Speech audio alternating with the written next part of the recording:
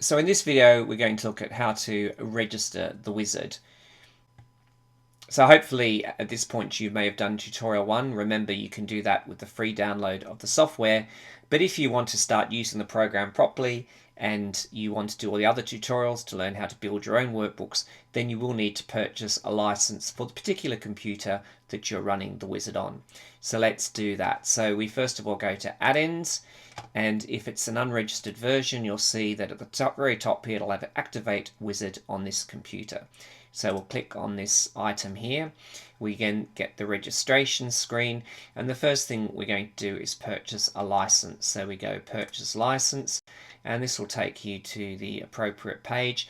There are two types of licenses available. There is the lifetime license for academics, and there is also a related product which is the commercial edition. Now, the difference between the two is the way the data is stored in the file structure on your computer, and also there is a thing that comes with Wizard called the experimental register. The academic experimental register is much more basic than the commercial experimental register. The commercial experimental register not only keeps track of all the experiments that you've done, but it also puts them into categories of organization, customers, and all that information can be stored. So it acts almost like a CRM with your experiments if you're a CRO offering services to other pharma or to other biotech. So I am going to purchase the commercial version of the wizard today. So all I'm going to do is click add to basket, and then I'm going to go view basket, and then I'm going to proceed to checkout.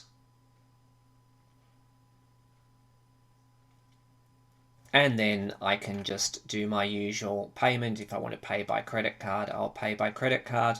Obviously, I'm not going to do that, but you can see it's just a standard order screen. You put your details in, put your credit card number in, or you can pay by the details and push place order. And after you've paid for the product, you'll get something on the screen that looks a bit like this, which has the order details, the fact you've purchased the lifetime license. I've purchased here the commercial license, and you'll see that it says to go to the registration page now to complete the order.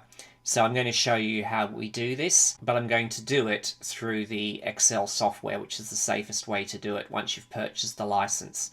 So let's do that. So the first thing I will do is I will return to Excel, and now I'm going to say register license number. So I say register license number, and now I go back to the registration screen, and I now need to find the invoice. So the invoice, I can do this two ways. I could type in the customer email address, and if I do that, it will return all the different licenses I've purchased under that email address, or I can put in the individual invoice number and my customer name.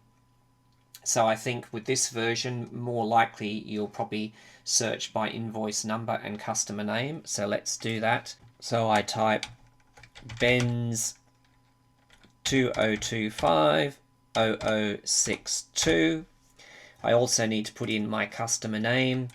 The reason it requires both is so that some random person can't just guess an invoice number and get your invoice information. So you need both in this situation if you don't use your email address. And I push search for PlateMaker Wizard licenses. And when I do that, you'll see it's now brought up this single invoice, and I have one available machine address that I can sign to the computer. Now, in fact, I am just going to return to the registration page, and I'm also going to just now search on my email address that I use to purchase license, and you can see that if I search this way, now I have in fact two available licenses, one being an academic license, that's 6.1, and the other the commercial license, which is 6.2. So I am going to upgrade my PlateMaker Wizard to the commercial version, so I'm going to use 6.2 to do this. So because I've switched over from Excel, in the clipboard there will be the machine number, so I simply can go Control V and post the machine number from that Excel's picked up. That's my actual machine address on this computer, and then I submit this number. And when I submit this number, you will see it generates a license key, a unique license key. This is the unique license key for the academic version. I simply now push copy to copy that to the clipboard, and then I can switch back to Excel, and it now says register this program for the computer. I simply type the number in here, I push register program for this computer, and it says your security code has been accepted, the program has been upgraded to the commercial version of the software and unlocked.